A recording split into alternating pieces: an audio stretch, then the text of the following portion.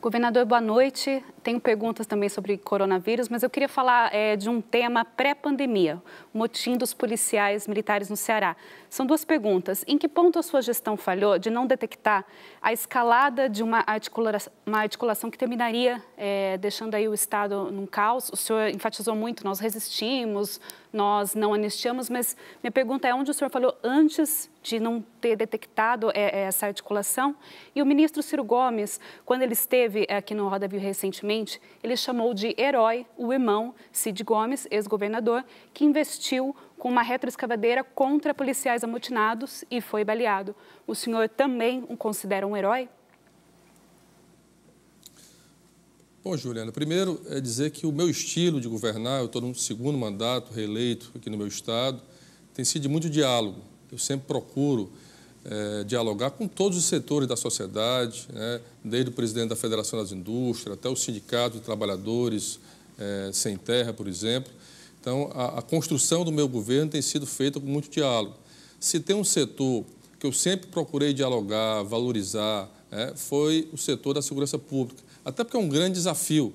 Inclusive, eu construí aqui um pacto pelo Ceará Pacífico, formado por todos os poderes do Estado, representando a sociedade civil, da academia, para construir uma política sustentável para enfrentar o problema da violência aqui no Ceará. Então, e também todo um processo de valorização da categoria. Eu construí aqui o maior programa de promoções da Polícia Militar, por exemplo, do Bombeiros, de todos os estados brasileiros. Dei reajustes salariais, inclusive compromisso meu de campanha da média salarial do Nordeste, e procurei, sempre fiz concurso, contratei mais de 10 mil profissionais da área da segurança pública. Então, eu sempre tenho mantido uma relação muito próxima de diálogo com essa categoria. Inclusive, foi uma surpresa, inclusive, porque nós vimos negociando, no momento de crise que vive o Brasil, que vive os estados brasileiros, nós tínhamos acabado de negociar uma autorização do aumento que representava quase 500 milhões de reais até 2022 de aumento salarial para a Polícia Militar, para o Corpo de Bombeiros aqui do estado do Ceará. Inclusive, Juliana, um policial, um PM, um soldado do Ceará ganha mais do que um soldado em São Paulo, para você ter uma ideia. E vamos ver a diferença do estado de São Paulo para o estado do Ceará.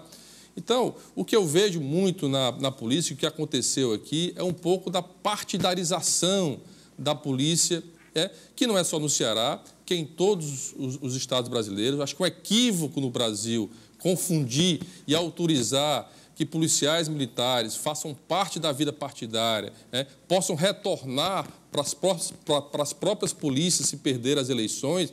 Isso é um equívoco muito grande que se construiu ao longo do tempo no Brasil. E o que eu tenho questionado. Então, para mim, o que aconteceu aqui no Ceará foi um grupo de pessoas, de deputado federal, deputado estadual, vereadores, partidário, foi um grupo pequeno dentro da polícia, que gerou todo um processo de um motim que é ilegal, por isso a minha resistência. Porque o que aconteceu no passado? Os policiais faziam motim, faziam uma coisa que é ilegal, e depois governadores, o governo, o próprio Congresso Nacional anistiava os policiais. Então, virou moda policiais fazerem esse tipo de pressão sobre os seus governantes. A decisão que eu tomei, que era inaceitável, o Brasil todo viu as imagens de policiais encapuzados, intimidando a população, ameaçando a população, quando o papel dele enquanto servidor público, enquanto missão constitucional que é dado a ele, é de preservar e proteger a população. Portanto, a minha ação aqui foi uma ação de resistência, de dizer que eu não aceitava anistia com aquele comportamento que teve aqui no estado do Ceará. Aliás, aprovamos uma PEC na Assembleia Legislativa proibindo anistiar policiais militares que fizessem motim aqui no estado, e resistimos e não cedemos a um processo de pressão que foi feito aqui no estado do Ceará no mês de fevereiro. Em relação ao senador Cid? Bom, o senador Cid é um ser humano e um extraordinário homem público, foi um grande governador do estado do Ceará.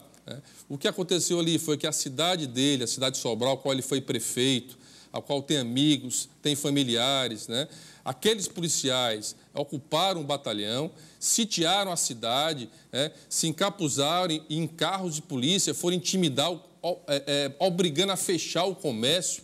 Então, houve ali uma reação de indignação do próprio senador, uma indignação em relação à sua cidade, ao seu município, ser sitiado de forma ilegal, que não é permitido pela Constituição.